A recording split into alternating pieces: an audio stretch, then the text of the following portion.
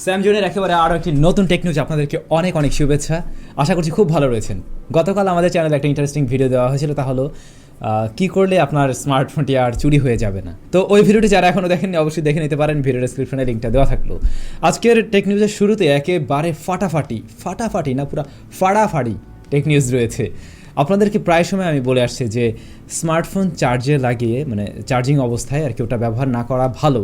যদিও এখনকার বেশ কিছু আধুনিক স্মার্টফোন রয়েছে যেগুলো চার্জে লাগিয়ে আপনি চাইলে গেমিংও করতে পারেন, ওইটা ওইভাবে স্পেশালি তৈরি করা। তবে আমরা রেগুলার যে স্মার্টফোনগুলো দেখে থাকি এই ফোনগুলোতে কিন্তু আসলে চার্জে লাগিয়ে গেমিং করা বা ব্যবহার করা ঠিক নয়। আজকে সকালে ইন্ডিয়াতে একটি স্মার্টফোন ব্লাস্ট হয়েছে, তা হলো পোকো X3। ব্যবহারকারী এটা 2020-এর ডিসেম্বর মাসে কিনেছিল। তো আজকে কয় মাস, ধরুন 5 মাসের মতো হয়েছে। ওই স্মার্টফোনটা কিন্তু চার্জিং অবস্থায় আজকে ব্লাস্ট হয়ে যায় এবং মোবাইলের অবস্থা নিশ্চয়ই আপনারা দেখতে পাচ্ছেন।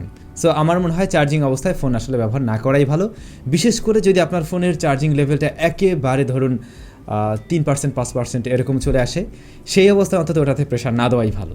আমাদের মাঝে আবার এমন অনেকেও রয়েছে যারা কিনা চার্জে ফোন লাগিয়ে ওই অবস্থায় আপনি আবার ইয়ারফোন দিয়ে গান শোনেন।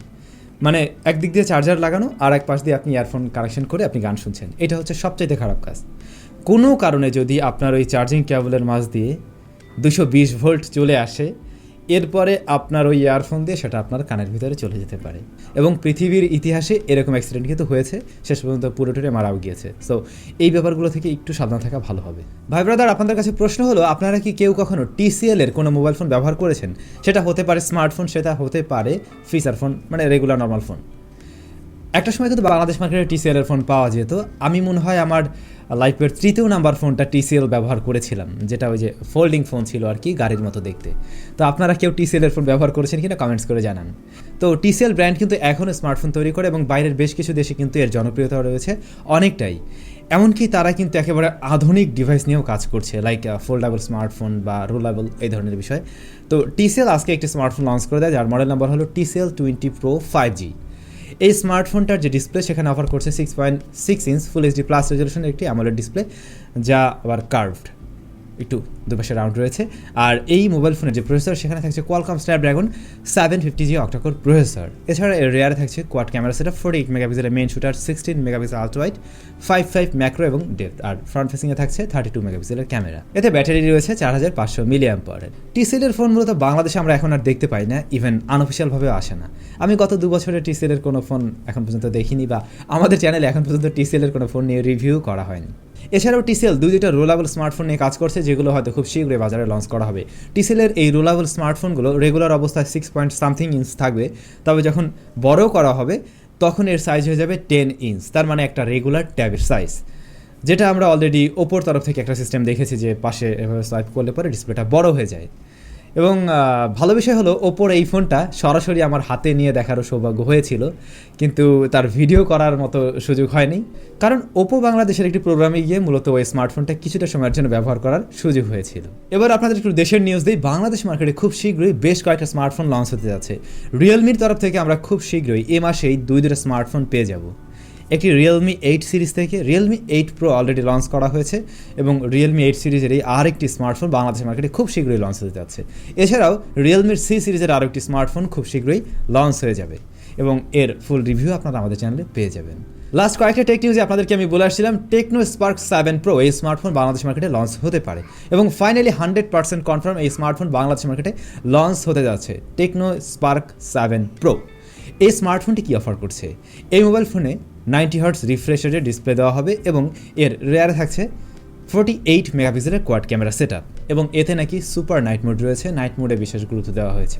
প্রসেসর হিসেবে থাকবে MediaTek Z80, আরও থাকছে 5000 মিলিঅ্যাম্পিয়ারের ব্যাটারি। তবে বক্সে কত ওয়াটের চার্জার থাকবে, কত ওয়াটের সাপোর্ট রয়েছে, সে ব্যাপারটা আমরা এখনও জানতে পারিনি। তবে এই স্মার্টফোন এ মাসেই বাংলাদেশের মার্কেটে লঞ্চ হওয়ার কথা রয়েছে, এবং এর মূল্যটা হতে পারে 15,000 টাকার মধ্যেই। ভাইলোক, এই মুহূর্তে আমরা সকলে রয়েছি লকডাউনে। তো এই মুহূর্তে যদি আপনার বিশেষ কোনো জরুরি প্রয়োজনে বাসার বাইরে যেতে হয়, তাহলে আপনাকে মুভমেন্ট পাস নিয়ে দেন আপনাকে বাইরে যেতে হবে। গত মঙ্গলবার পুলিশের মহাপরিচালক উনি এইটার উদ্বোধন করে, মানে এই ওয়েবসাইটের। তো এই ওয়েবসাইটে গিয়ে আপনি চাইলে খুব সহজেই মুভমেন্ট পাস নিতে পারেন। আপনার অবশ্যই এক্সপ্লেইন করতে হবে যে আপনি কেন বাইরে যাচ্ছেন, এবং কারণটা যদি ভ্যালিড হয় দেন আপনি যেতে পারবেন। তো গত মঙ্গলবার এটা উদ্বোধন করার পরে বৃহস্পতিবার দুপুর পর্যন্ত মোট 16 কোটি বার তাদের ওয়েবসাইটে হিট করা হয়েছে এবং তাতে প্রতি মিনিটে 14,000 বার হিট হয়েছে তাদের ওয়েবসাইটে, অর্থাৎ শুধুমাত্র কিনা এই মুভমেন্ট পাসের জন্য। তবে পুলিশ এতগুলো মুভমেন্ট পাস দেয়নি, তারা শুধুমাত্র এ পর্যন্ত দিয়েছে 3 লক্ষ সামথিং আর কি, আর সঠিকভাবে নিবন্ধিত হয়েছে 5 লক্ষ। ভাগ্য ভালো এত বড় রকমের ট্রাফিকের পরেও তাদের এই ওয়েবসাইট ডাউন হয়ে যায়নি। গত কয়েক বছরে আমরা যে লিথিয়াম আয়ন বা লিথিয়াম পলিমার ব্যাটারির মাঝে খুব বেশি আহামরি পরিবর্তন হতে লক্ষ্য করিনি। আমরা চার্জিং সিস্টেমটাতে অনেক বড় পরিবর্তন পেয়েছি, যেমন ফাস্ট চার্জিং সিস্টেম এখন রয়েছে, কিন্তু ব্যাটারির ক্ষেত্রে কিন্তু অনেক আহামরি পরিবর্তন হয়নি। ফাস্ট চার্জিং সিস্টেমটা দেওয়ার জন্য যে কাজটা করা হয়েছে, ব্যাটারিকে 2 ভাগ করা হয়েছে এবং 2টা সেলের মাধ্যমে ব্যাটারিকে চার্জ করা হয়। যেমন 65 ওয়াট দিয়ে চার্জ করতে গেলে এই টেকনোলজিটা ইউজ করছে, কিন্তু ব্যাটারির মাঝে কিন্তু নতুনত্ব আসেনি বা ব্যাটারির মাঝে যে রাসায়নিক পদার্থ সেখানে পরিবর্তন ঘটেনি। তবে একদল গবেষক ব্যাটারি নিয়ে কাজ করছে এবং তারা অলরেডি সাকসেসের জায়গায় চলে এসেছে। তারা যে ব্যাটারিটা তৈরি করছে, আধুনিক ব্যাটারি, যা রেগুলার লিথিয়াম আয়ন ব্যাটারির চাইতে অনেকটাই আলাদা, লিথিয়াম পলিমার দিয়েই তৈরি করা হয়েছে। তবে ওই ব্যাটারি বর্তমান সময়ের ব্যাটারির তুলনায়, লিথিয়াম আয়নের তুলনায় 10 গুণ দ্রুত সময়ে চার্জ করা সম্ভব হবে। মানে সেই ক্ষেত্রে অনেক বড় ওয়াটের চার্জার দিয়ে ওই 2 ভাগ করে চার্জ দিতে হচ্ছে এমনটা না। বিষয়টা হচ্ছে ওই ব্যাটারিটা 1 সেকেন্ডে যতখানি চার্জ নিতে পারবে, বর্তমান সময়ের ব্যাটারি 10 সেকেন্ডে ঠিক ততটুকু পরিমাণ চার্জ নিতে পারে। সো 10 গুণ ফাস্টার অবশ্যই। আর এক্ষেত্রে কিন্তু আপনি দ্রুত সময়ে চার্জ করতে পারছেন, ব্যাকআপটা আবার বেশি পাচ্ছেন।